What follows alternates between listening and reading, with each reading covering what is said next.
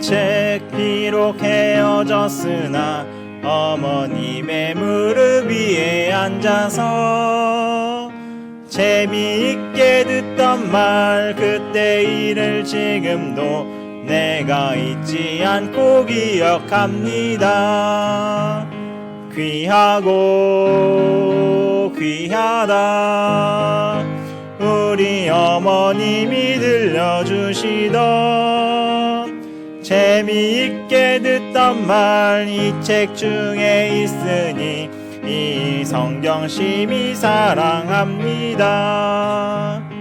옛날 용맹스럽던 다니엘의 경험과 유대 임금 다윗 왕의 역사와 주의 선지 엘리야 병거 타고 하늘에 올라가던 일을 기억합니다.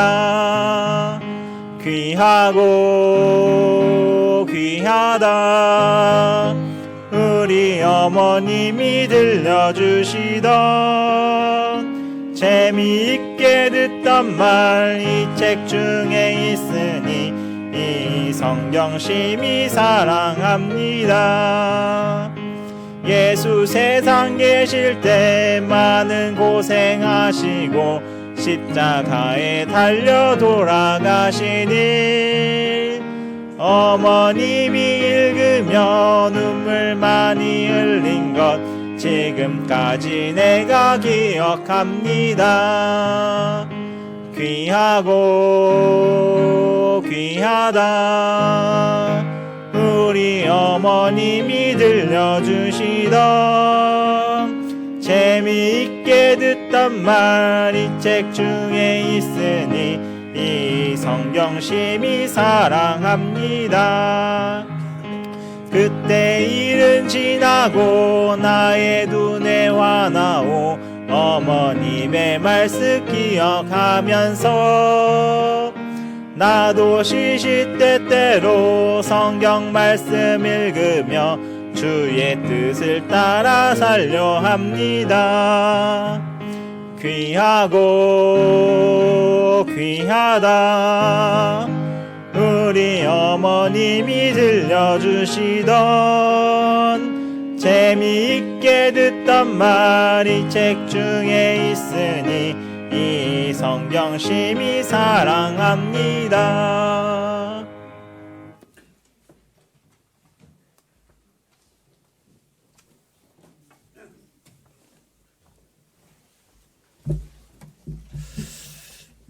안녕하세요. 네. 오늘도 주일 아침 모이셨으니까요. 좌우 살펴보시면서 서로 인사하는 시간 갖도록 하겠습니다. 좌우 살펴보시고 한번 인사 한번 해주십시오. 예. 안녕하세요. 예. 예. 예. 지난주 암송 요한복음 14장 6절 말씀입니다. 같이 한번 암송해 보시도록 하겠습니다.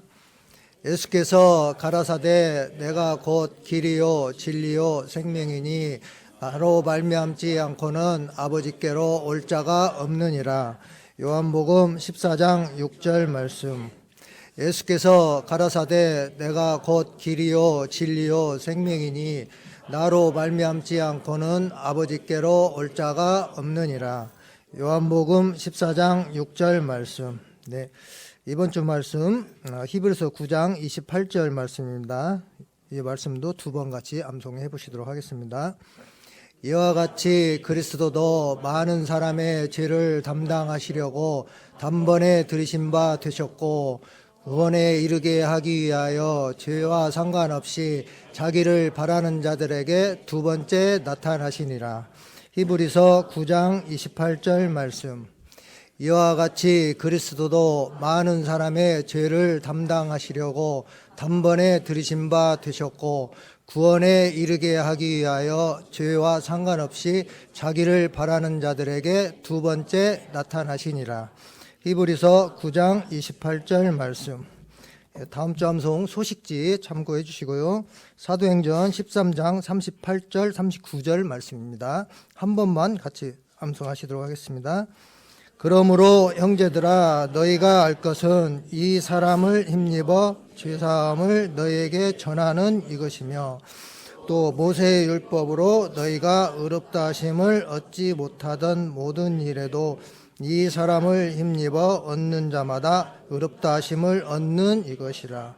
사도행전 13장 38절 39절 말씀. 네, 오늘은 캄보디아 선교사님으로 계시는 신보윤 목사님이 평택교회에서 주일 말씀 전하신 것입니다. 그래서 오늘은 디비디오 말씀으로 이렇게 주일 말씀 시청하시겠습니다.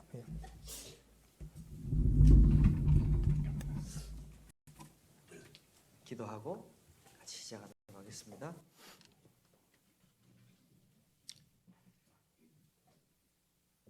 저희를 사랑하시는 아버지 하나님, 저희를 구원해 주시고 또 연약하지만 지금까지 은혜로 인도해 주신 그 사랑과 은혜를 감사드립니다.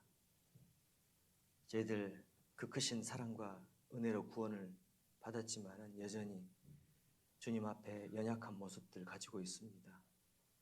주님, 저희들 붙잡아 주시고 주님의 은혜에 합당한 삶을 살 수 있도록 도와주시기를 원합니다. 주님의 크신 사랑과 주님이 주신 사명 늘 마음속에 간직할 수 있도록 도와주시고 주님의 은혜와 사랑으로 이 모든 어려움들을 이기며 주님이 오실 때까지 함께 갈 수 있도록 도와주시옵소서. 주님, 저희들에게 귀한 사명을 맡겨주셨습니다. 서로 사랑하고 또 복음을 전하는데 게으르지 않는 저희들 될 수 있도록 도와주시옵소서.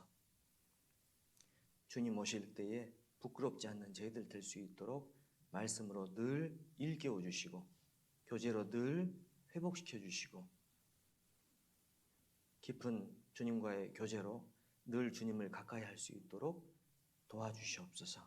특별히 평택교회 형제자매님들 가정마다 함께 해주시고 사업장마다 함께 해주셔서 모든 일들이 주님께 영광이 되어질 수 있도록 도와주시옵소서. 또 캄보디아 외에도 많은 교회, 많은 해외 선교하는 그 곳곳마다 주님께서 늘 함께 해주셔서 주님께 영광이 되어질 수 있도록 도와주시옵소서. 오늘 둔한 마음 가지고 이 자리에 나왔습니다.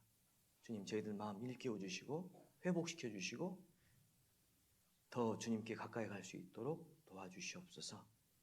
저희들의 모든 삶을 부탁드리며 저희를 사랑하시는 예수님 이름으로 기도드립니다. 네, 성경 미가서 6장을 찾겠습니다. 미가서 6장 구약 1296페이지. 미가서 6장 구약 1296페이지.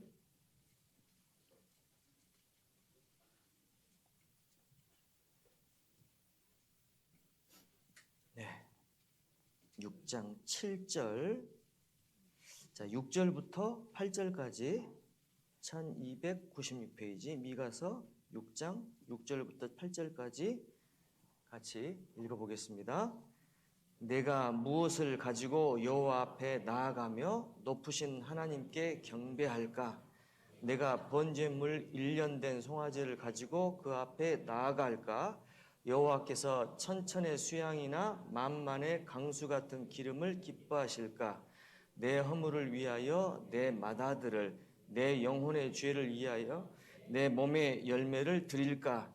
사람아, 주께서 선한 것이 무엇임을 내게 보이셨나니 여호와께서 내게 구하시는 것이 오직 공의를 행하며 인자를 사랑하며 겸손히 내 하나님과 함께 행하는 것이 아니냐. 하여간 이렇게 뵙게 돼서 반갑습니다.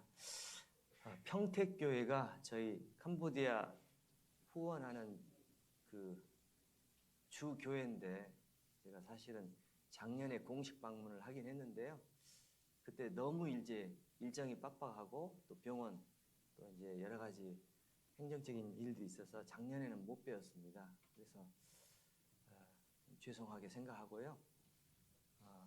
올해는 사실은 그런 생각을 하고 왔었어야 되는데 올해도 그냥 그렇게 그냥 가볼까 했다가 또 우리 잠깐 이렇게 뵙게 돼서 교제하는 것이 낫겠다 싶어서 이렇게 오게 됐습니다.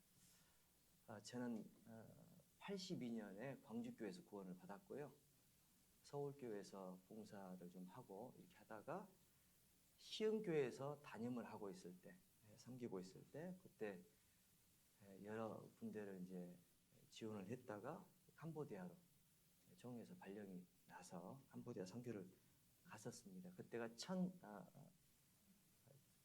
2011년이죠. 네, 한 2, 3년 됐는데요.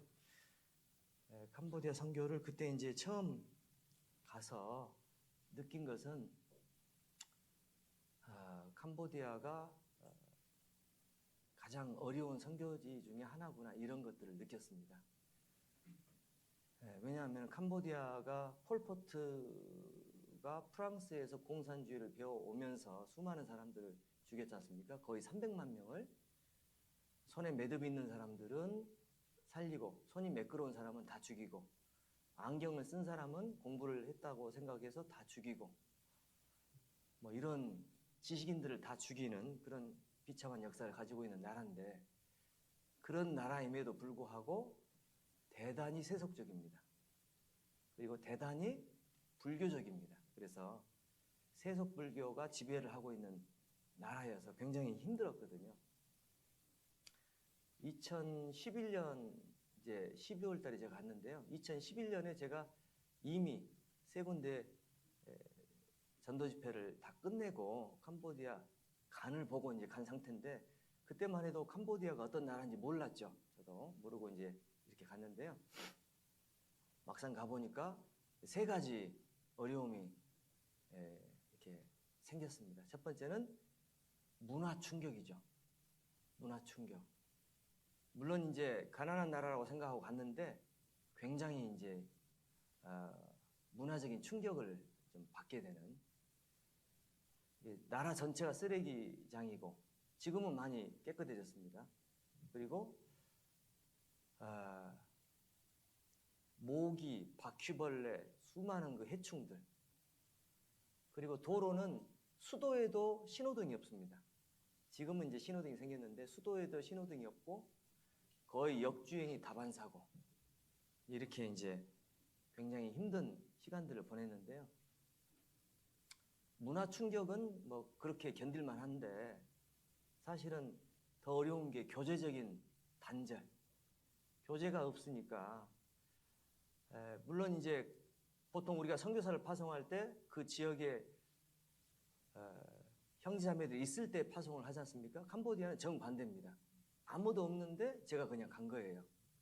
그래서 그냥 개척을 해야 되는 그런 상황인데 교제가 이렇게 없으니까 굉장히 힘들더라고요.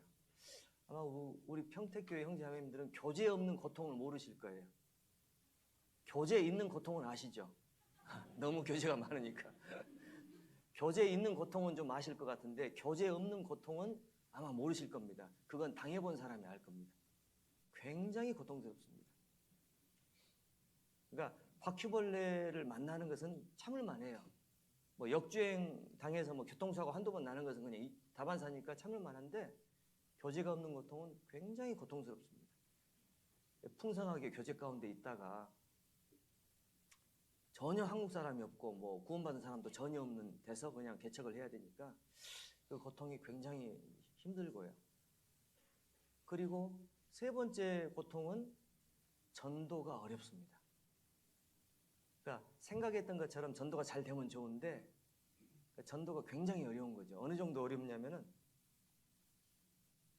이 노방 전도를 하면은 사람들이 이제 반응이 있긴 있습니다. 오긴 옵니다. 오긴 오는데 집회 때 말씀을 듣고 그 다음 날은 거의 안 옵니다. 보통 노방 전도를 한 2,000명, 3,000명 이렇게를 했는데 20명도 오고 뭐 많이 오면 80명도 오고 그렇게 오시는데 다음 날 거의 안 옵니다. 그런데 이렇게 오시게 해서 말씀을 듣게 하면은 말씀을 듣고 반응이 좀 있으면 좋은데 말씀을 듣고 거의 반응이 없거나 거의 다음 날 안 오는데요.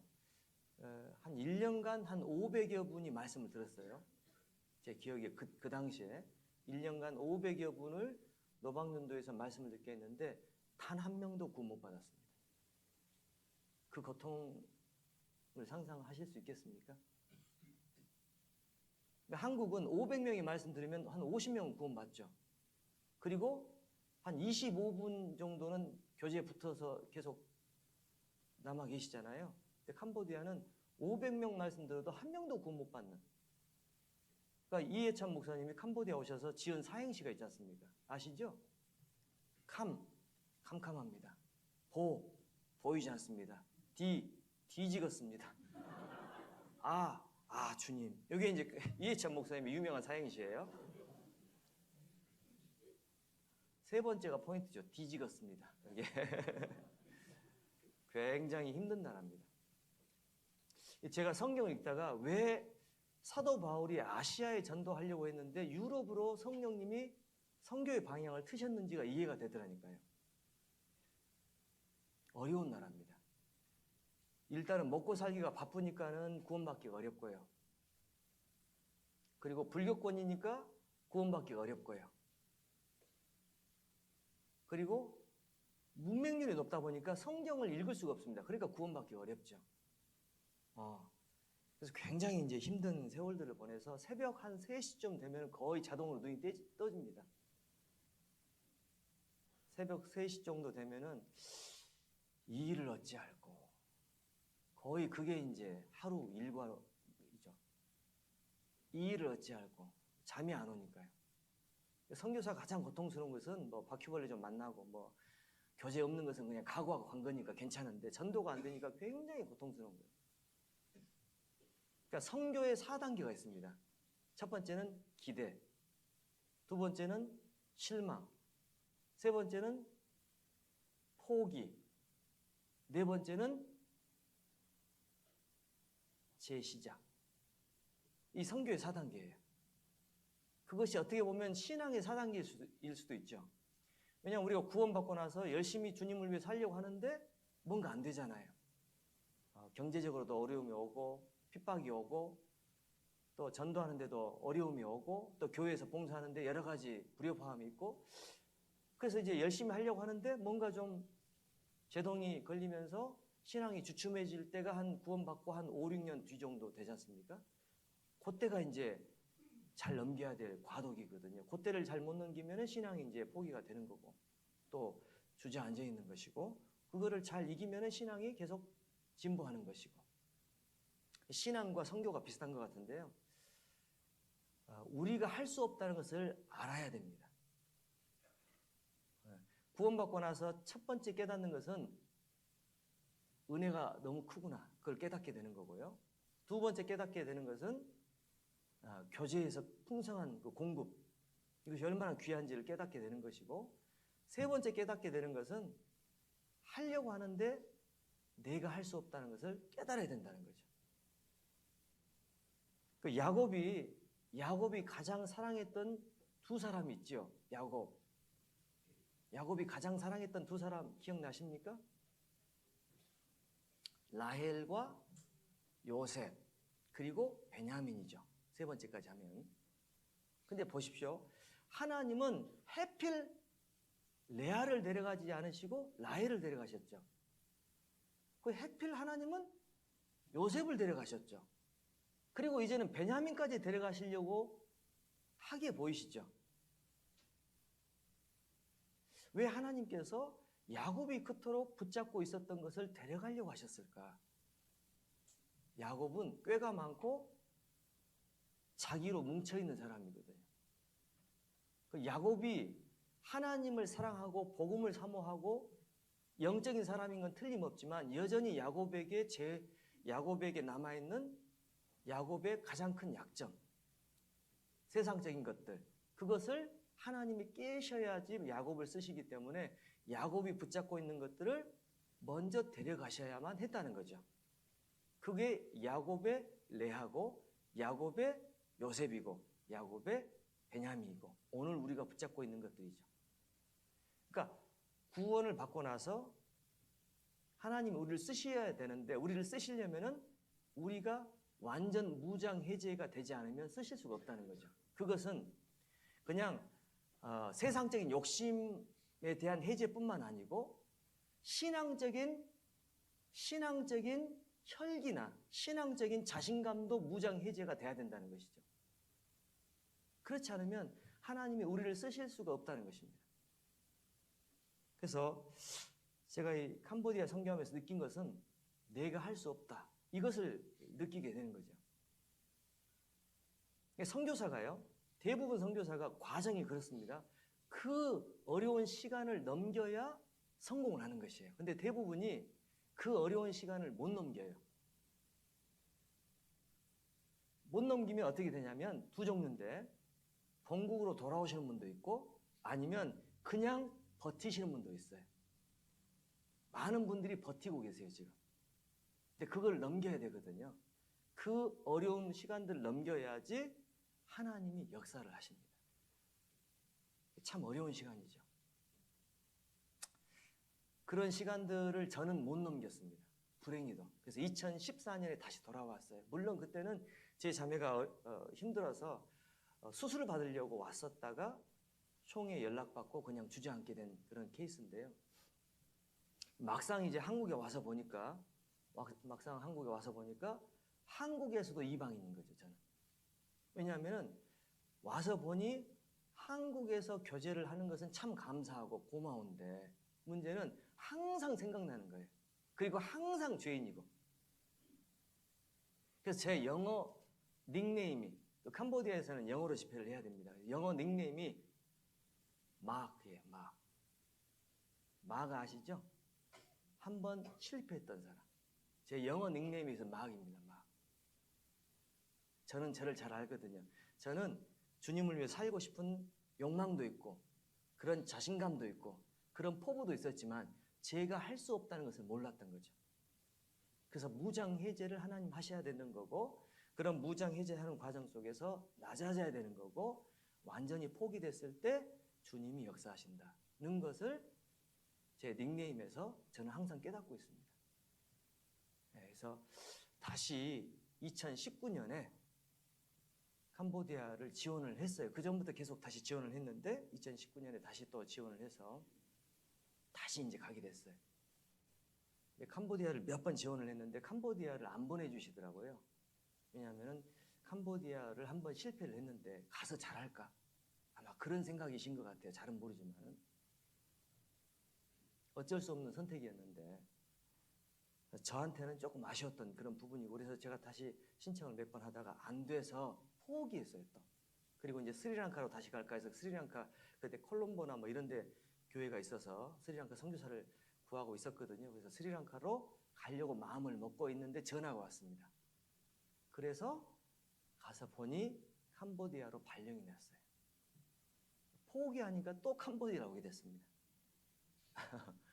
그러니까 그래 이제 하여간 2019년 말에 이제 다시 오게 됐는데요. 와서 캄보디아를 보니 쉬웠겠습니까? 어려웠겠습니까? 똑같이 어렵더라고요. 옛날 상황이 그대로 똑같아요. 똑같아요. 그러나 한 가지 변한 것이 있다면 그 비워진 마음이 한 가지 변한 것이 있었습니다. 비워진 마음. 그 비워진 마음은 다른 것이 아니고요. 전도하는 것이 종의 입장이지 전도에서 많은 영혼들을 얻는 것은 주님이 하실 일이고 내가 해야 될 딱 한 가지 일이 있다면 전도하는 것 자체로 기뻐하자. 그 마음이 비워진 거죠. 그래서 그런 마음으로 캄보디아 선교를 하니 조금 스트레스를 덜 받아요. 지금은 새벽 3시에 안 일어납니다. 지금은 안 일어납니다. 지금은 잠을 잘 잡니다. 왜냐하면 최소한 제가 비워졌기 때문에 조금이라도 비워졌기 때문에 지금도 약간의 스트레스가 있지만 그래도 마음이 비워져서 지금은 잠이 잘 와요. 그런데 비워진 마음으로 캄보디아 선교를 했지 않습니까? 그러니까 어떤 일들이 생겨나냐면은 됩니다, 지금. 지금 조금씩 되고 있습니다. 그래서 시내는 어렵습니다. 시내는 여전히 어렵지만은 시골 지역은 전도가 잘 됩니다. 보통 우리가 집회를 하면 8시부터 12시까지 해야 되거든요. 아침에 해야 되는데 오후에는 더워서 집회를 하기가 어렵습니다. 보통 이제 겨울이 32도, 여름이 45도 이렇게 되니까요. 집회를 낮에는 하는 것이 불가능합니다. 캄보디아 교회는 대부분이 이제 양철판으로 만들어져 있기 때문에 집회를 하면 거의 탈진합니다. 제가 오후에도 집회를 몇 번 했는데 거의 탈진 수준으로 사람이 이제 퍼지니까요. 집회를 하기가 어렵고, 그리고 앉아서 말씀 듣는 분들도 거의 눈이 돌아갑니다. 오후에는 집회하기가 어렵고요. 그래서 오전 위주로 이제 집회를 하는데, 집회를 해보면은 교회를 다니는 분들은 거의 절반 이상이 구원받습니다. 첫 집회에서. 두 번째, 세 번째 계속 집회를 하면은 더 구원의 확신을 얻게 되고, 교회도 분별하게 되고, 신앙에 대한 각성이 생기고, 그렇게 해서 많은 분들이 이제 돌아오고 있는데요. 저희 교회, 캄보디아 저희 순수 라이프 오더 미션 이름을 달고 활동하는 교회가 50개입니다. 그리고 저희와 연결되어서 복음을 함께 전하겠다고 하는 교회들이 한 200개 정도 있고요. 계속 연결되고 있습니다. 그런데 저희들이 전혀 그분들에게 물질적인 지원을 하지 않고 있습니다. 왜냐하면 그분들이 물질적인 것을 바라보고 오면은 안 되니까 물질적인 지원은 최소화하면서 복음을 전하는데, 그 중에 정말로 신실한 분들은 저희들이 훈련하고 또 이렇게 방문하고, 그래서 나중에는 라이프 오더 미션화 시키고 이렇게 해서 계속 전도하고 있습니다. 이 남쪽과 북쪽으로 이제 갈라져 있는데요. 남쪽은 이번에 오신 정권찬 목사님이 이제 담당을 하시고, 북쪽은 이제 제가 담당을 하게 되는데, 북쪽이 교회가 조금 더 많습니다. 어쨌든 이렇게 해서 전도가 지금 잘 되고 있습니다. 이 모든 것들이 하나님이 훈련시켜 주신 결과라고 믿어지고, 또 우리 평택교회에서 후원해 주시고 기도해 주신 결과라고 믿어집니다. 그래서 감사드리고요. 평택교회 입당식 했던 영상들도 저희들 다 봤습니다. 캄보디아 목사들 다 봤어요. 다 보고, 또 평택교회 형제자매님들이 후원하시는 거 항상 감사하게 생각하고, 정말 감사했던 것은 작년에 평택교회에서 방문해 주셔서 반찬을 너무 많이 가져오셨어요. 그거를 거의 2달간 아주 맛있게 먹었습니다. 제 자매가 지금도 학수고대 하고 있습니다. 어쨌든 평택교회에서 이렇게 후원해 주시고 기도해 주셔서, 이 보면 똑같이 선지자의 상을 받습니다. 냉수 한 그릇만 대접해도 그 상이 결코 이루어지지 않거든요. 캄보디아는요, 제가 계산을 해보니까 한 3억 5천 들어가면 1만 명이 구원받습니다. 계산을 해보니까요. 그래서 제가 주님께 기도한 것은, 주님 3억 5천만 주십시오. 10,000명 구원받게. 캄보디아 선교 제목이 목표가 10,000명 선교예요. 10,000명 선교, 200개 교회 세우고, 이렇게 이제 기도 제목을 잡고 있는데요. 캄보디아는 한국 교회처럼 한 교회가 이렇게 큰 교회가 있지는 않습니다. 대부분이 98%가 불교권이다 보니까 작은 교회들로 구성이 되어 있어요. 캄보디아는 교회를 나오는 것만으로도 위대한 일이에요. 구원을 떠나서. 왜냐하면은 먹고 살기가 바쁘잖아요. 두 번째는 세속불교에 찌들어 있지 않습니까? 그러니까 교회에 나오는 것 자체가 어렵습니다. 그런데 교회를 나오고 있지 않습니까? 대단한 것입니다. 그래서 구원 여부를 떠나서요. 대단한 것이에요. 그러니까 그분들이 구원을 안 받았을 뿐이지 정말 신실한 분들이에요. 어떤 분들이 있냐면은 자기 전 재산을 다 팔아가지고 신학교에서 공부하고 와서 목회하는 분들도 많습니다. 대부분 그 전도인들이 월급을 못 받고 자기가 자비랑해서 이제 선교를 하고 있거든요. 그러니까 자기가 일해가지고, 목사님들 직업 보면 농사꾼들, 그다음에 툭툭이 기사, 잘해야 뭐 학교 교사 뭐 이렇게 되죠. 그런데 그런 분들이 자기 먹고 살기도 힘든데 교회를 하고 있어요. 그러니까 그분들 대단한 분이에요, 지금 사실은. 구원만 안 받았다 뿐이지 대단한 믿음이거든요. 그래서 그분들이 구원을 받게 되면은 정말 기뻐하시고요. 교회에 헌신하고 또 복음을 전하려고 그렇게 저희들과 같이 이렇게 하고 그러시니까요. 아주 귀한 일들을 평택교회에서 감당하고 계신 것 같습니다. 그래서 평택에 계시지만은 조금만 더 기도해 주시면 많은 분들에게 복음이 전해질 것 같아요. 이번에 제가 이제 CM립으로 이제 발령을 받게 됐지만 CM립에 발령 받자마자 또 시내권에 또 아주 훌륭한 목회자 한 분을 제가 만났고 그분과 이제 복음을 같이 전하려고 이제 마음을 먹고 있습니다. 그분이 자기 재산이 50억 정도 됩니다. 지금 현재 50억 정도 되는 시내 한복판에 땅이 있는데 그 땅을 교회에 바친 거예요. 거의 재산이 50억인데 그리고 자기는 오토바이 타고 다녀요. 대부분 캄보디아는 빈부격차가 심해가지고 재산이 많은 사람은 한국 사람보다 훨씬 더 교만합니다. 인사도 안 받습니다. 밥도 같이 안 먹고요. 굉장히 거만합니다. 캄보디아 그 부자분들은. 그런데 그렇게 부자이면서도 굉장히 검소하세요. 그리고 복음을 전하려고 하는데 복음이 아니죠. 그래서 이제 그런 분들에게 복음을 전하면 뒤집어지고 그런 분들이 뒤집어지면 또 고구마 숨 캐는 것처럼 계속 이렇게 좋은 목회자들이 걸려 들어오기 때문에 그분들에게 복음을 전하면 저희들 쉽게 복음을 전할 수가 있습니다.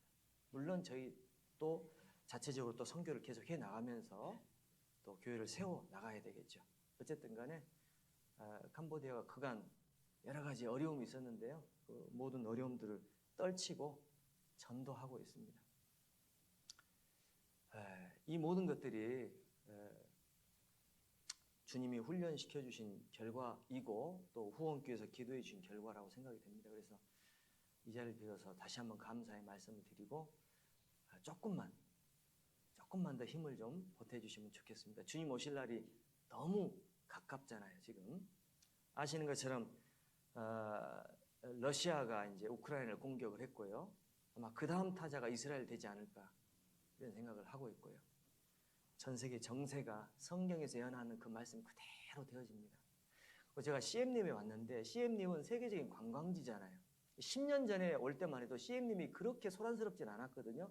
관광지인데 뭐 그렇게 뭐 소란스럽진 않은데 지금은 잠을 잘 수 없을 만큼 소란스럽습니다. 굉장히 막 타락이 있고요. CM립 인구의 5분의 1이 유럽 사람이에요. 5분의 1이 굉장히 막 난잡하고 타락돼 있고 그런 도시 중에 하나가 CM립입니다. 그 이제 죄가 더 많아지는 것 같아요.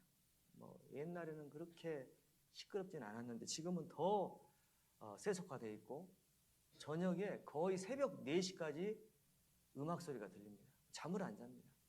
대단합니다. 이거.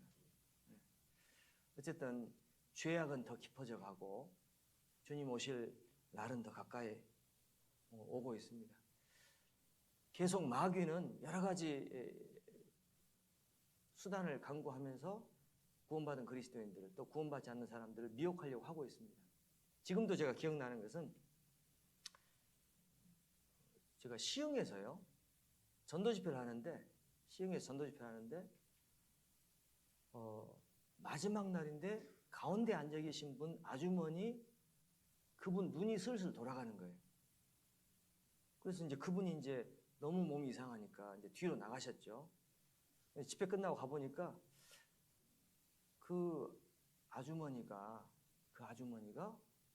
귀신이 들어간 거예요. 그 아주머니가 귀신이 들어간 거예요. 재밌죠? 그 아주머니가 귀신이 들어간 거예요. 귀신이 들어가가지고 말씀에 사실 관심이 있어야 되는데 이 귀신 얘기가 더 관심이 있는 것 같습니다. 그 아주머니가 귀신이 들어가가지고 이 목소리가 좀 바뀌어져 있더라고요. 평소에 그 아주머니를 제가 만난 적이 있거든요. 신방도 가고 이렇게 했는데 목소리도 좀 바뀌어져 있고 힘이 굉장히 세져 있어요. 그래서 가보니까 우리 그 봉사회장님하고 또 어머니의 임원분하고 봉사의 총무님하고 그 아주머니 한 분을 제압하려고 하는데 제압이 안 돼요. 어떻게 해가지고 눕혔어요. 그래서 한 분은 이쪽 팔을 잡고 있고 다른 분은 저쪽 팔을 잡고 있고 막 고래고래 막 소리를 지르고 막 그렇게 하시는데 보니까 정신이 완전히 나가 있는 거죠. 귀신이 들어간 거예요. 그래서 막 제가 실갱이를 했지 않습니까? 실갱이를 하는데 아무리 해도 귀신이 안 나가. 그래서 제가 이제 뭐 여러 가지 이제 뭐 위협도 가하고 막 이렇게 해 나가면서 3번 하나 둘 셋 이렇게 외치면은 이제 나가는 거야. 이렇게 이제 제가 협박을 하면서 하나 둘 셋 하면서 이 말 한번 탁 쳐봤어요. 안 나갔습니다. 안 나갔어요. 안 나갔어요. 목사 체면 땅에 떨어졌습니다.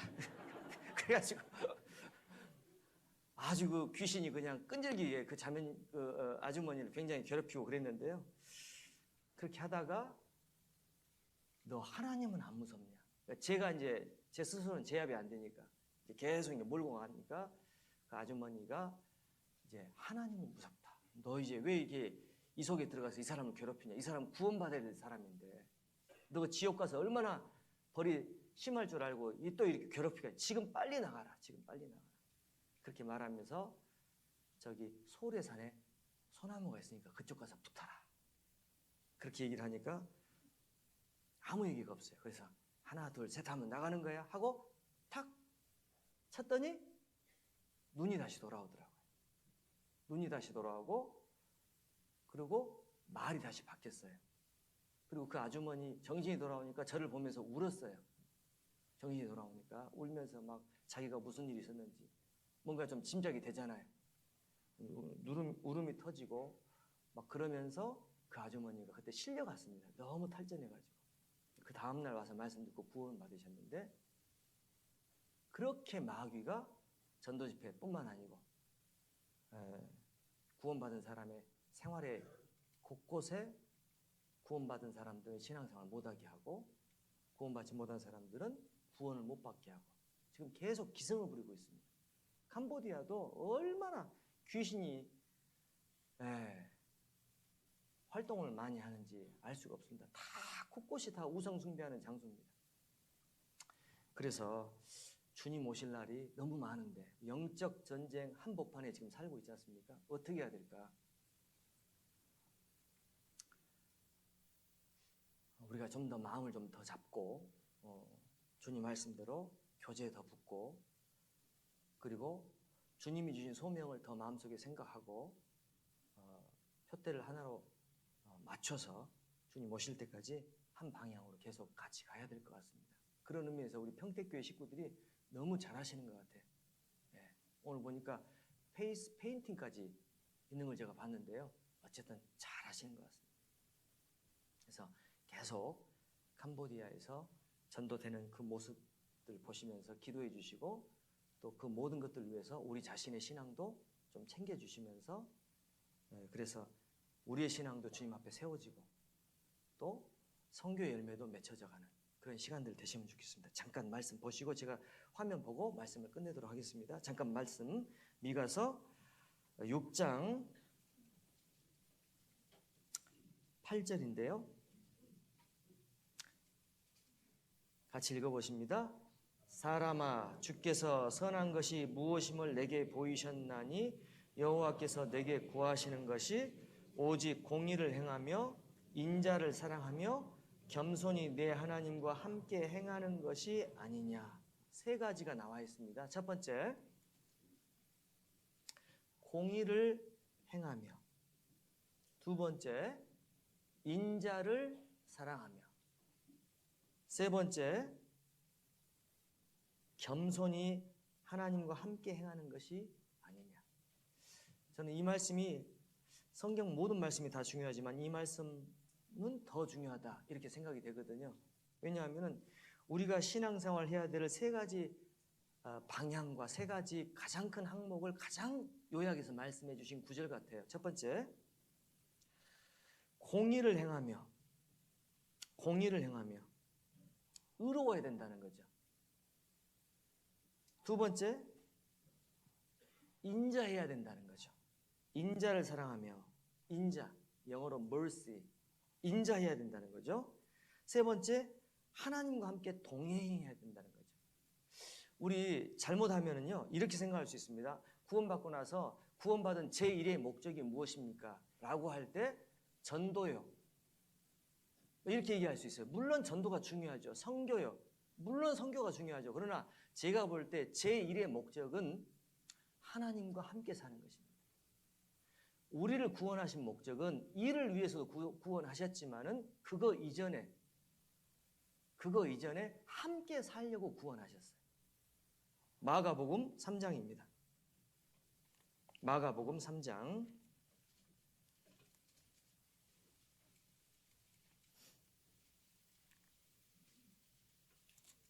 마가복음 3장.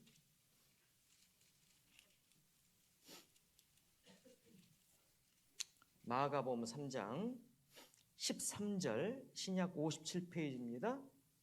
13절, 14절, 15절 같이 읽어보십니다. 또 산에 오르사 자기의 원하는 자들을 부르시니 나아온지라. 이에 12를 세우셨으니 이는 자기와 함께 있게 하시고 또 보내사 전도도 하며 귀신을 내어 쫓는 권세도 있게 하려 하심이러라. 12 제자를 세우셨잖아요. 첫 번째 이유가 무엇입니까?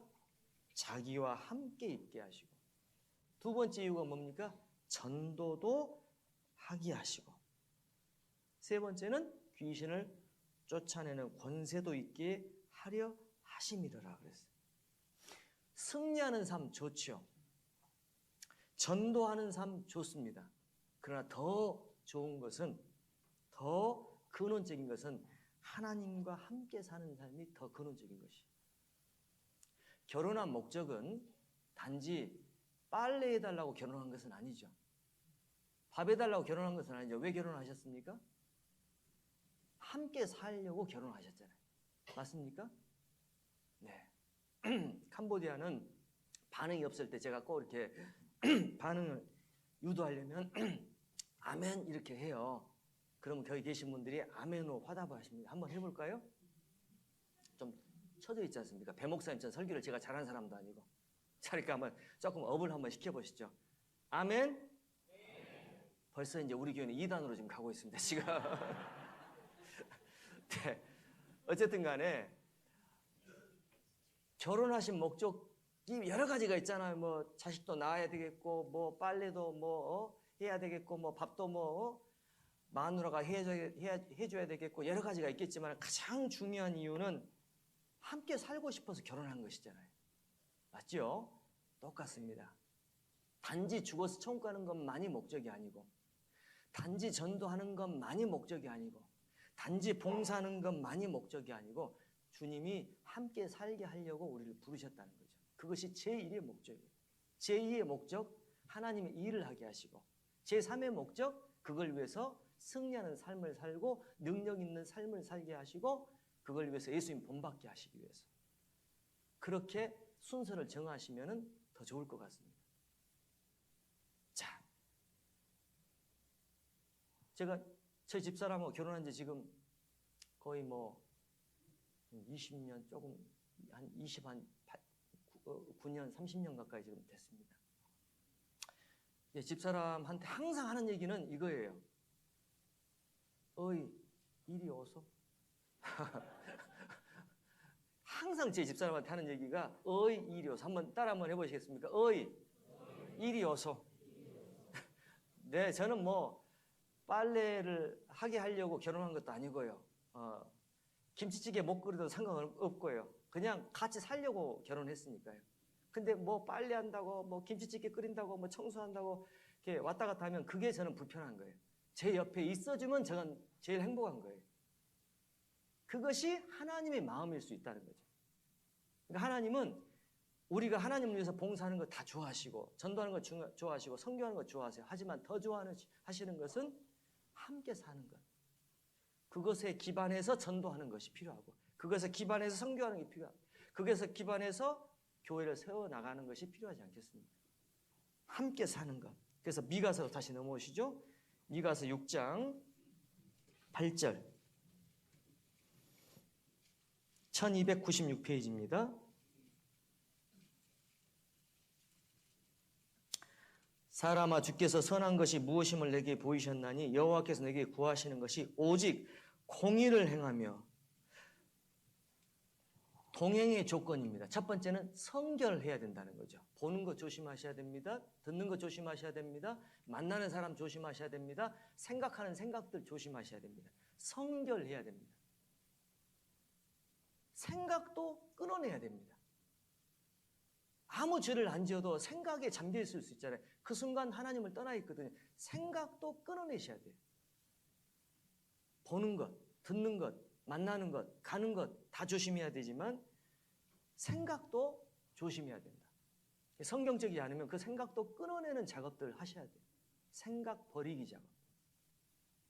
그래서 우리가 주님이 거룩하신 분이기 때문에 우리가 주님과 함께 동행하기 위해서는 성결해야 된다는 것.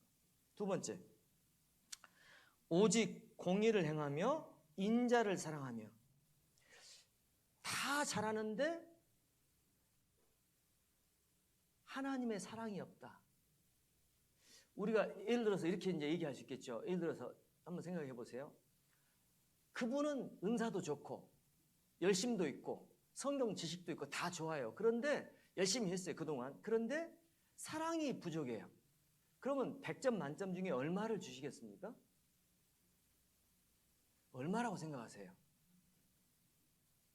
50점은 줄 수 있잖아요. 50점은. 다 잘했는데 그것만 부족하니까. 맞지요? 아멘? 50점은 줄 수 있잖아요. 그런데 성경은 뭐라고 말씀하세요? 빵점이라고 말씀하세요. 고린도전서 13장입니다. 고린도전서 13장 보시면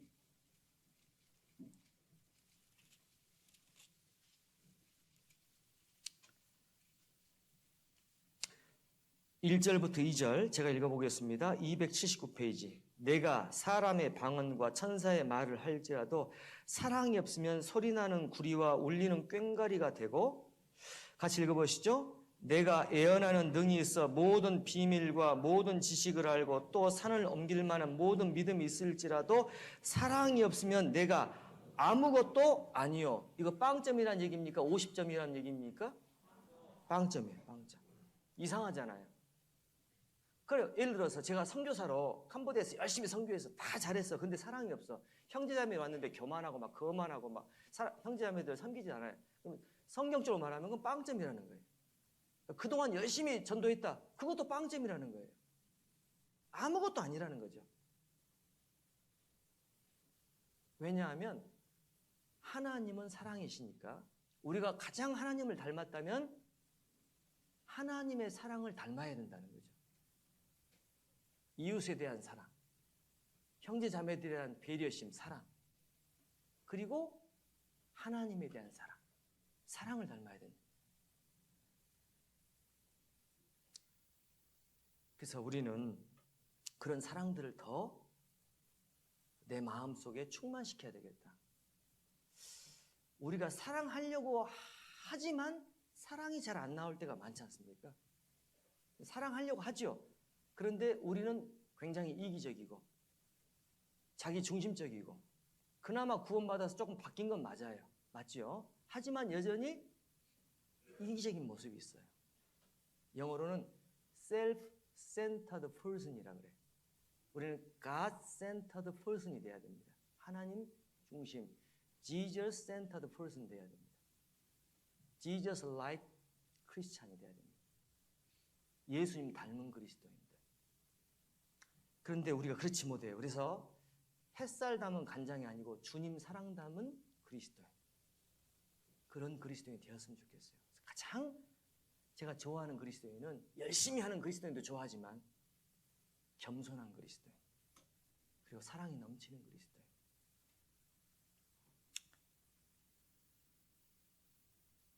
제가 아는 그 형제가 있는데 그 형제는 저보다는 못생겼습니다. 그 형제는 저보다는 은사가 없는 것 같아요. 왜냐하면 제가 그 찬송을 좀 잘 부르거든요. 저희 집안 내력이 좀 있지 않습니까? 찬송도 좀 잘 부르고. 그런데 그 형제를 따라갈 수가 없어요. 왜냐하면 그 형제는 너무 사랑이 충만해요. 그 형제 주변을 항상 형제자매들이 들끓어요. 왜 그럴까? 그 형제는 항상 넉넉하거든, 마음이. 마음이 넉넉해서 어수룩하게 보여요. 항상 이렇게 보면 어수룩한 사람 있죠? 어리숙한 사람 말고 어수룩. 어리숙과 어수룩의 차이를 아십니까? 어리숙은 진짜 어리숙한 사람이 어리숙이고요. 어수룩은 어수룩 안 하는데 어수룩하게 보이는 사람이 어수룩한 사람이에요. 그 이해가 되시죠? 어리숙은 진짜 어리숙한 사람이 어리숙한 사람이고, 어수룩은 어수룩 안 하는데 어수룩하게 보이는 사람이 어수룩한 사람이라는 거예요. 그 형제는 어리숙하지 않고 어수룩이에요. 그 형제는 굉장히 사랑이 넘칩니다. 그런 형제는 어디든지 가나 환영을 받고 교회가 부흥이 됩니다. 그 형제 지금 유럽에 선교사로 가 있습니다. 교회가 1년 만에 부흥돼서 얼마나 잘 되는지 몰라요. 항상 사랑이 넘쳐야 됩니다. 맞습니까? 자, 옆에 있는 분들 한번 얼굴 봐보세요. 사랑이 넘치는지 쌩쌩 바람이 부는지 한번 봐보세요. 네, 이제는 우리의 얼굴을 우리가 책임질 시대가 됐습니다. 네, 여유 있고 어리숙하지 않지만 어수룩하게 보이는, 똑똑한 사람 싫어요. 하나님이 제일 똑똑한 분이니까 우리는 바보가 돼야 됩니다. 이해가 되시죠? 그리스도를 위한 바보예요. 그리스도인이 누굽니까? 그리스도를 위한 바보. 그게 그리스도인이라는 거죠. 그리스도를 위한 바보가 그리스도인이다. 왜? 그분이 어수룩하게 돌아가셨으니까. 우리도 그분을 따라가야 된다는 거죠. 인자함입니다. 다시 미가서 넘어오시죠. 1296페이지 8절. 공의를 행하며 생각도 꺼내내자. 생각. 두 번째, 인자를 사랑하며 어수룩해보자. 어수룩. 우리가 정말 예수님처럼 사랑이 충만하진 않지만 노력이라도 해보자. 어수룩이라도 해보자. 세 번째는 겸손히 내 하나님과 함께 행하는 것 아니냐. 이제 하나님과 동행할 시간입니다. 저는 매일 저녁 기도하는 게 뭐냐면 제 잘못을 고백합니다. 오늘 또 저는 하나님을 떠나서 살았습니다. 오늘 또 그냥 대충 그냥 시간이 흘러왔습니다. 주님, 저를 붙잡아 주십시오. 항상 저를 위해서 맨 처음 기도합니다. 물론 교회도 위해서 또 선교를 위해서도 기도해야 되지만 제 자신이 항상 악해요. 선교 현장에 와서 진짜 선교해야 될 대상은 그 사람들이 아니고 나라는 것을 발견하는 거죠. 진짜 선교해야 될 대상은 캄보디아에 있는 사람들이 아니고 나예요. 끝까지 대항하는, 끝까지 방한하는, 끝까지 게으른, 끝까지 무관심한 나를 선교하러 이 캄보디아 와야지. 그분들은 나보다 훨씬 더 훌륭한 분들이에요. 캄보디아에 계신 분들은. 구원만 안 받았다 뿐이지 훨씬 더 저보다 헌신적인 분들이에요. 저는 구원받았죠. 가족이 다 구원받았죠. 이제 목회까지 하고 있죠. 그러나 여전히 이기적입니다. 여전히 거만합니다. 여전히 무관심하고 여전히 둔해집니다. 안 되잖아요.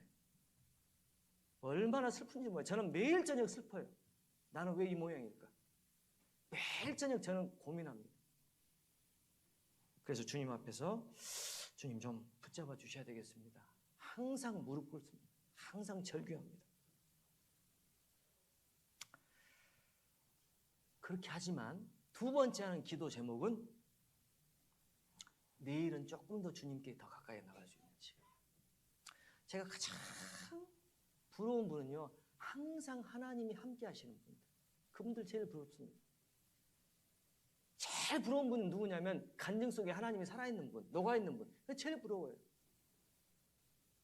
그래서 어떻게 저 형제는, 어떻게 저 자매는 저렇게 하나님 함께 계실까? 그게 제일 부럽습니다. 그렇지 않습니까? 그분 삶 가운데 주님이 함께 계시는 그분이 제일 부럽잖아요. 그런 삶을 우리가 살아야 된다는 거죠. 매일매일이 주님께 더 가까이 나갈 수 있는, 올해보다 내년이, 이번 달보다 다음 달 주님께 조금 더 가까이 나갈 수 있는. 집사,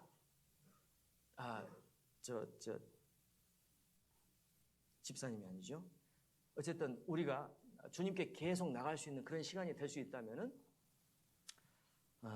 주님이 더 기뻐하시고 우리의 삶은 더 충만해질 것입니다. 그래서 동행하는 것, 동행의 조건들은 다 아시잖아요. 성결해야 됩니다. 교회에 계셔야 됩니다. 말씀을 묵상해야 됩니다. 하나님께 맡겨야 됩니다. 느낌을 버려야 됩니다. 동행의 조건이잖아요. 주님은 말씀 속에 역사하시니까 말씀을 묵상하는 그 순간 주님이 함께 계시는 거고, 주님은 교제 가운데 계시니까 교제에 있는 그 순간 그 구역 모임이 특별한 은혜가 없다고 할지라도 그 자리에 주님이 계시는 거고, 내가 주님께 내 삶을 맡겨드리는 그 순간 주님이 나를 주장하시는 거고, 내가 느낌에 의지하지 않고 믿음에 서서 주님을 섬겨가는 순간 주님이 함께 하시는 거니까. 주님이 함께 계신다고 안 느껴져도 상관없습니다. 엠마 마을로 가는 두 제자들에게 주님이 함께 하셨지만 그들은 주님을 몰라봤잖아요. 그러니까 우리가 주님이 함께 하신다고 할지라도 느낌적으로 모를 수 있어요. 그러나 그건 중요하지 않아요. 느낌은 중요하지 않습니다. 내가 주님 말씀대로 행하는 것, 그것이 중요한 것이고, 그때 주님이 함께 하신다고 믿는 것, 그게 중요한 것이죠. 자, 그렇게 해서 우리가 동행을 해 나갈 때 주님이 더 기뻐하실 거예요. 네. 그런 힘을 바탕으로 선교하고 전도해야. 어떤 분은 주님과 동행합니다. 주님이 임재하십니다. 간증에 녹아 있습니다. 그런데 결과물이 없다면, 교회를 섬기는 섬김의 결과물, 전도의 결과물, 헌신의 결과물이 없다면 그것도 헛것이잖아요. 그러니까 우리의 믿음이 주님 앞에 세워지고 매일매일 동행하는 삶은 기본이 돼, 그걸 통해서 선교의 열매, 전도의 열매, 헌신의 열매들이, 또 변화의 열매, 성화의 열매들이 나와져야 주님이 더 기뻐하지 않으시겠습니까? 그런 것들을 마음속에서 기억하시면서 내적인 열매에서 외적인 열매까지, 외적인 열매만 바라보지 마시고 외적인 열매를 추구하되 내적인 열매를 맺혀가시면서 그 기반의 근거에서 외적인 열매를 맺어갈 수 있도록 하시면 좋겠습니다. 그래서 성결한 삶, 그리고 인자한 삶, 사랑하는 삶, 그리고 동행하는 삶, 이런 것들을 계속 해 나가시면은 주님이 기뻐하시지 않겠습니까? 제가 글을 읽다 보니까 그 본 회퍼라는 분이 쓴 글이 있어요. 그분 설교했던 그 설교인데요. 본 회퍼라는 목사님이 독일 목사님인데 그분이 구원받았는지 안 받았는지 저는 잘 모릅니다. 근데 그분은 칼바르트 신학을 받아들여서 신정통주의, 조금 잘못된 믿음을 가지고 있어요. 하지만 최소한 그분의 한마디는 제 마음을 지금도 짓누르고 있습니다. 본 회퍼. 어떻게 하나님이 비싸게 흘리신 그 값비싼 은혜가 그리스도에게는 값싼 은혜가 될 수 있는가? 이해가 되십니까? 하나님이 우리를 구원하시려고 흘리셨던 그 값비싼 은혜가 어떻게 그리스도인들에게는 값싼 은혜가 될 수 있는가? 그분의 설교 제목이 값비싼 은혜, 값싼 은혜. 주님은 우리를 구원하시기 위해서 십자가에 찢기시면서 구원하셨잖아요. 그 값비싼 은혜를 주셨는데 그 은혜가 우리에게 값싼 은혜가 될 수가 없잖아요. 내용이 정말로 귀하면 포장도 귀해야 되는 것이죠. 포장도. 주님이 십자가에 흘리신 그 피가 정말로 귀하다면 그 귀한 내용물에 귀한 포장지를 입혀야 된다는 거죠. 그것이 우리의 삶이에요. 지금 정문창 목사님 가셨는데요.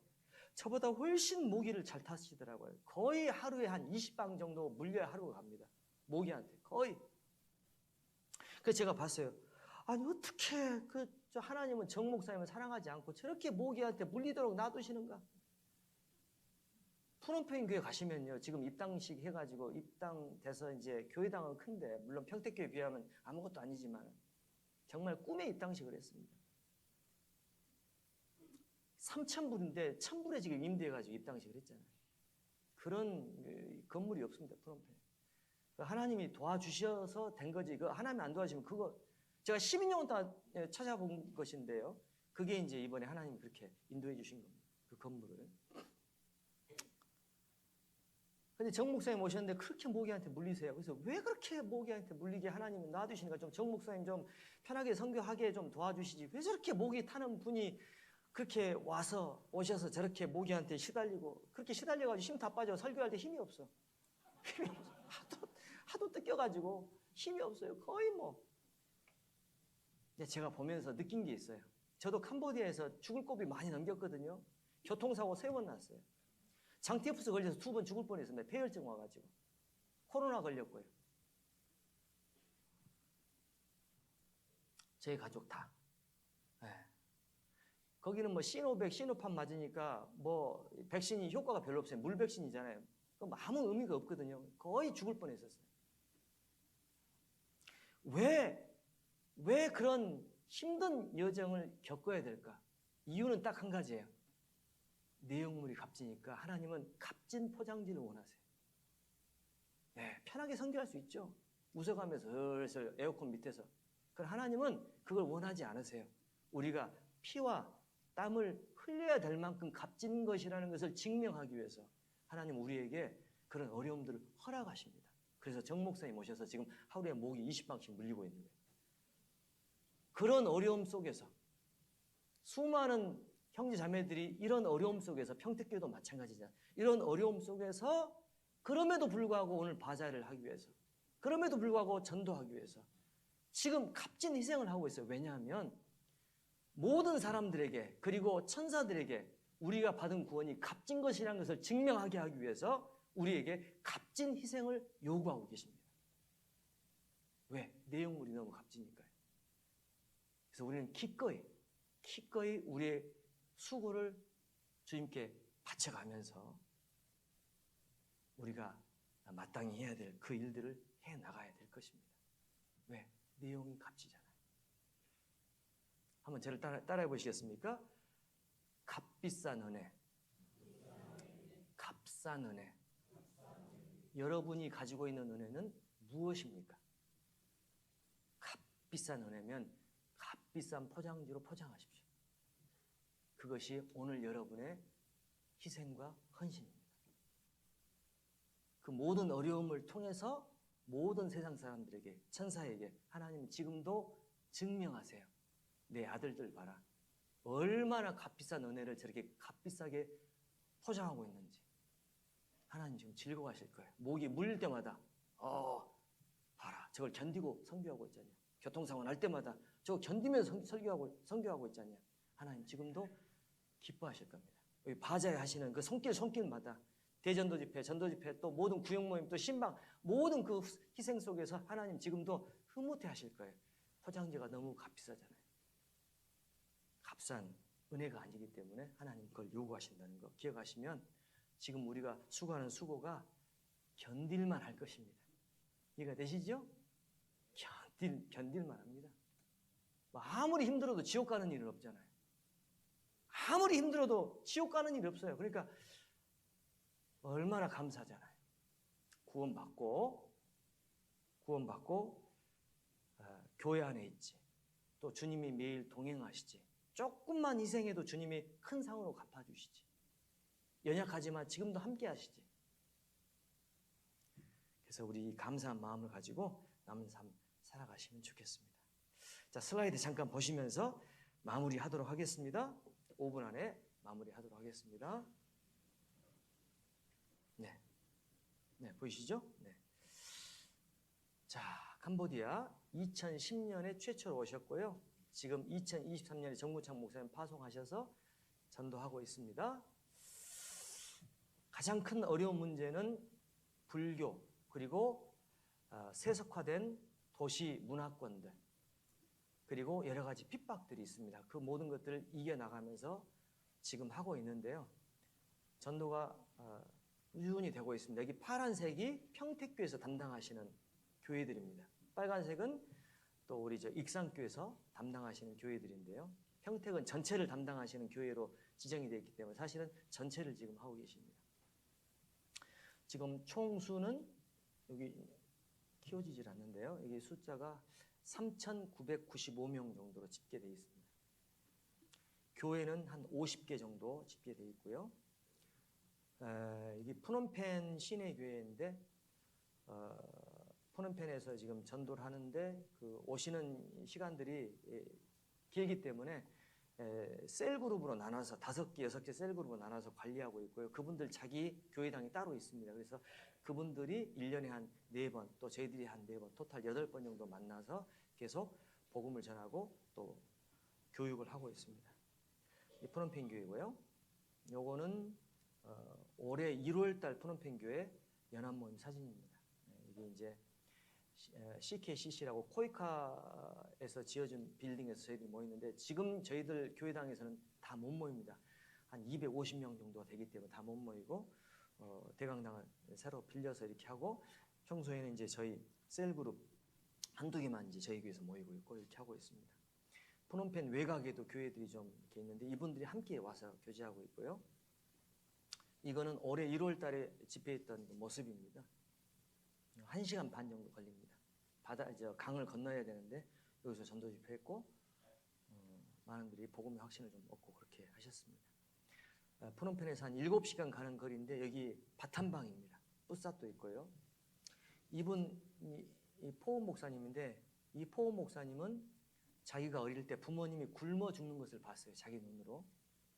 너무 힘들어서 이제 뭐 닥치는 대로 먹었는데 그때 먹은 게 바퀴벌레.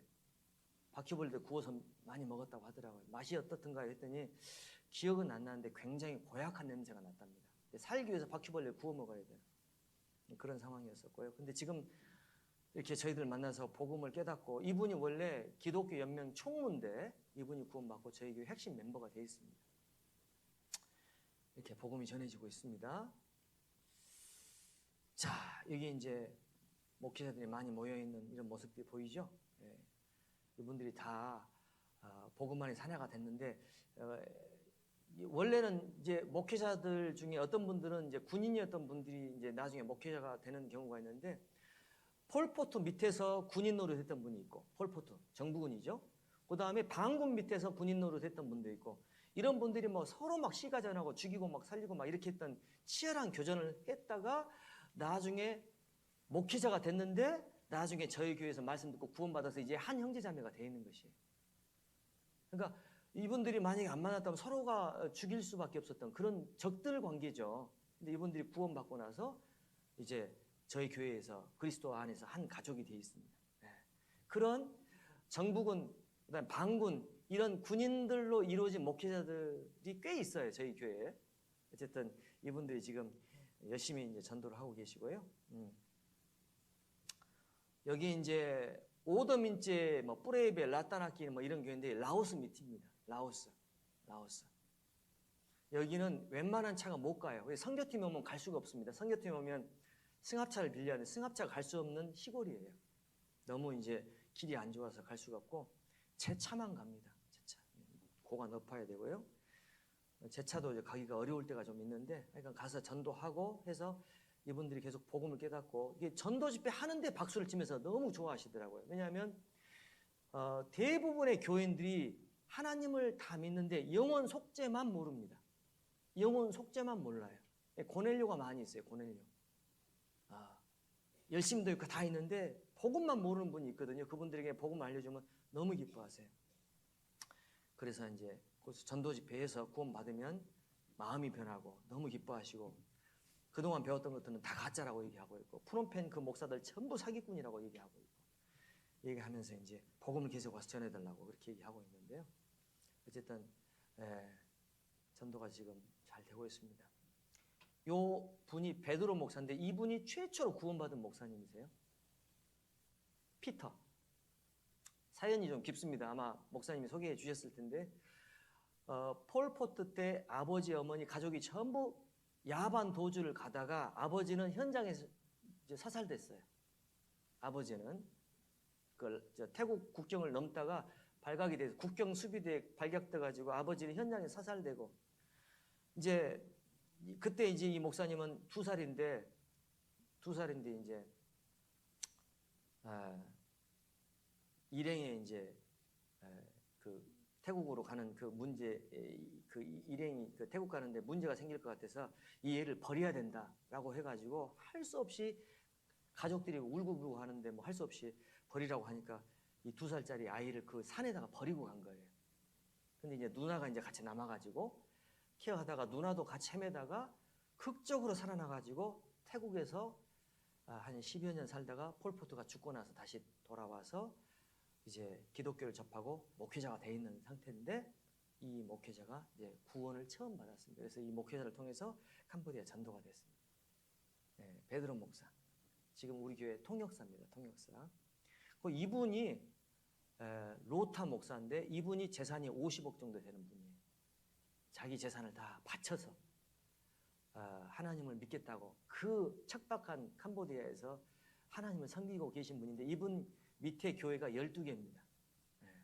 근데 꼭 필요한 것은 하나님 말씀이다. 꼭 와서 복음을 전해달라 해서 다음 달에 제가 여기서 전도 집회를 합니다. 여기서 이게 이분이 이제 영어로 이제 세니어 패스터라 그래요.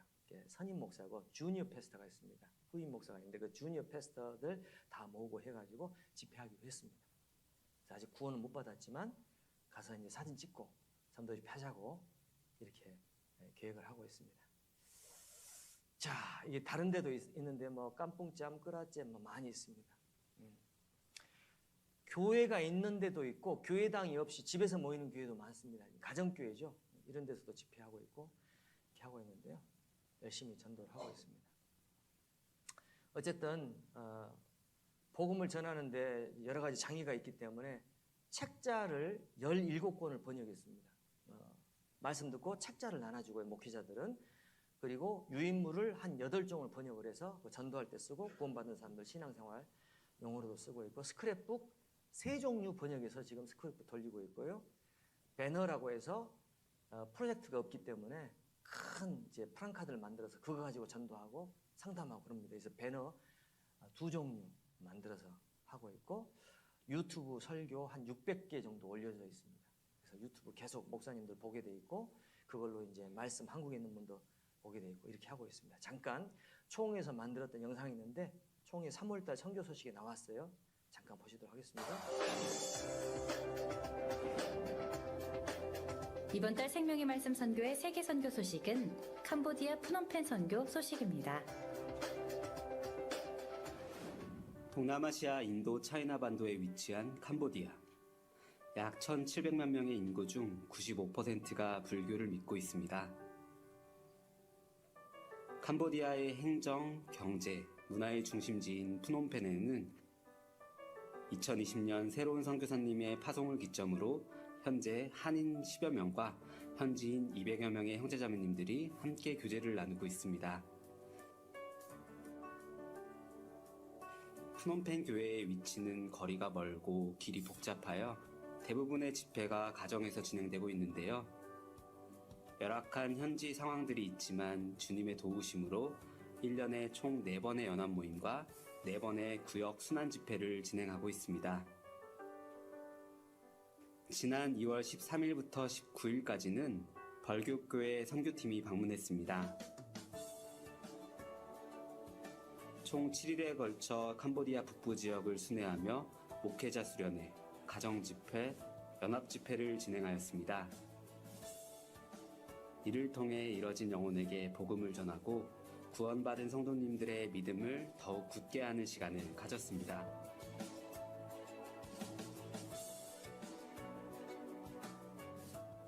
This experience, and they saw right thing in the right world at the time. ចឹងន័យថាយើងគួរតែនឹកចាំអំពីការគឺមានមនុស្សជាច្រើនដែលគេមានបទ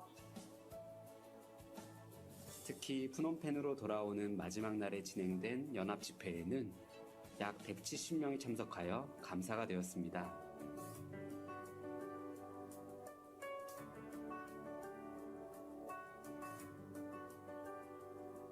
또한 3월 5일에는 약 100여 분의 성도님들과 함께 푸놈펜 교회 입장식이 진행되었습니다.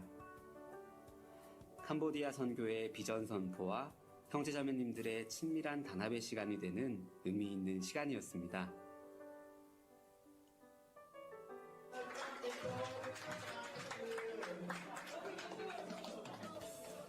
캄보디아 선교 목표는 1만 명입니다. 함께 교제하고 계신 형제자매님들이 더욱 주님의 일에 힘써 푸놈펜 교회를 중심으로 다른 지역의 선교가 더욱 활성화될 수 있도록 캄보디아 선교를 위해 함께 기도해 주세요.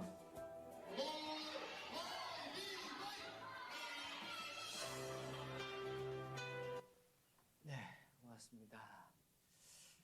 지금 한 5,000명 정도 말씀 안에서 같이 교제하고 있으니까 조금만 더 하면 될 것 같습니다. 우리 그동안 평택교회에서 많이 수고해 주셨는데 앞으로 조금만 더 같이 해주시면은 주님 오실 때 부끄럽지 않는 그런 시간들로 주님을 맞이할 수 있을 것 같습니다. 함께 해주시기를 간곡히 또 부탁드립니다. 네, 같이 기도드리겠습니다.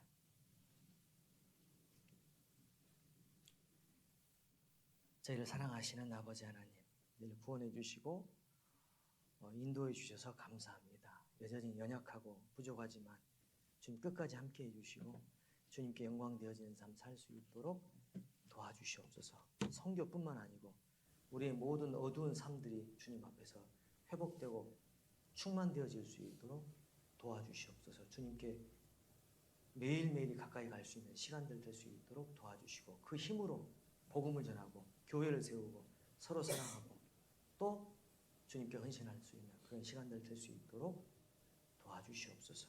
저희들 남은 모든 시간을 부탁드립니다. 저희 사랑하시는 예수님 이름으로 기도드립니다.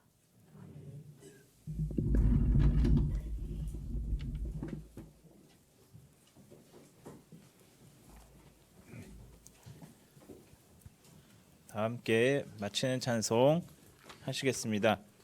은혜 찬송 176장 함께 찬송하시겠습니다. 은혜 찬송 176장입니다.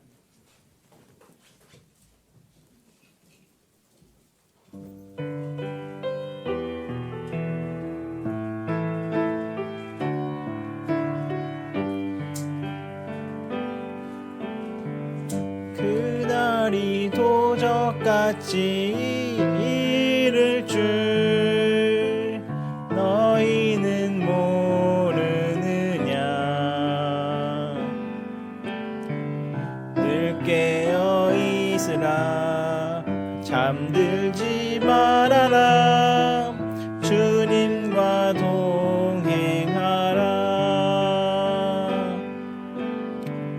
항상 기뻐하라 쉬지 말고 기도하라 범사에 감사하라.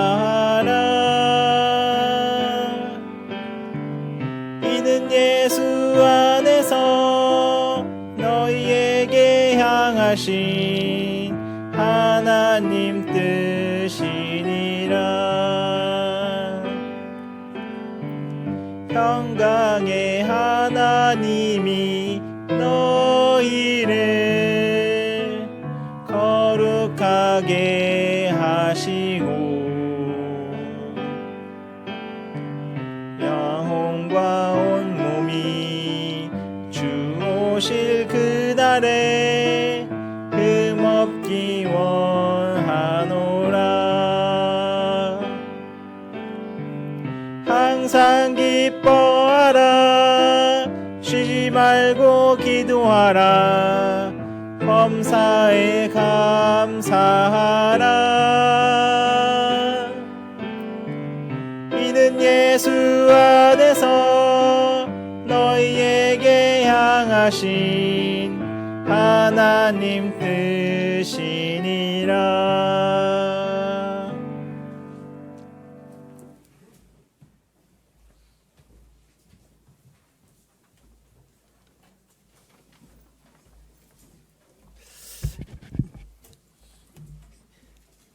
예, 지금 이 시간 중계 수양회가 지금 진행되고 있습니다. 저희 북북교회에서는 전체 약 25명 정도가 이렇게 함께 참석하고 있고요. 새참자 한 4명 정도가 이렇게 참석하고 있습니다. 지금 구역별로도 이렇게 전도 소식을 계속 지금 올려주고 있는데요. 좀 많이 좀 기도해 주셔서 참석하신 모든 분들 하나님의 큰 사랑 깨닫고 내려오실 수 있게끔 모두가 합심해서 함께 기도해 주시기를 부탁드립니다. 예. 그리고 월요일부터 또 전도인 수련회가 계속 이어집니다. 목사님 좀 부재 중이니까요. 혹시 상담 계획 있으신 분들은 꼭 참고해 주시기를 바라겠습니다. 그리고 지금 수양이 진행되어 있는데 우리 북북교회 우리 형제 자매님들이 격려차 또 방문한다고 또 이 얘기를 들었습니다. 그래서 식사하시고 휘별 모임이 있는데 휘별 모임은 바로 이렇게 진행해 주시고 마무리는 알아서 마무리해 주시고 이렇게 출발하시면 되겠습니다. 예. 그리고 어머니 특광이 이번 주 4월 목요일부터 토요일까지 있습니다. 이 장소에서 있으니까요. 7시 30분부터 시작이 됩니다. 그래서 어머님들은 모두가 다 함께 참여해 주시기를 부탁드립니다. 더불어서 이제는 5월 22일부터 있을 대전도 집회를 위해서 또 마음을 모아야 된다고 생각합니다. 이게 집회에 있는 곳곳마다 하나님의 큰 역사가 있음을 우리는 지금 눈으로 확인하고 있습니다. 그래서 이번 집회에도 많은 분들이 또 함께 할 수 있게끔 더 많이 모아주시고 함께 기도해 주시기를 부탁드립니다. 예, 우리의 목표 구호 외쳐보시고 광고 마치도록 하겠습니다. 복음에 합당하게 고난받자. 예, 광고 마치도록 하겠습니다.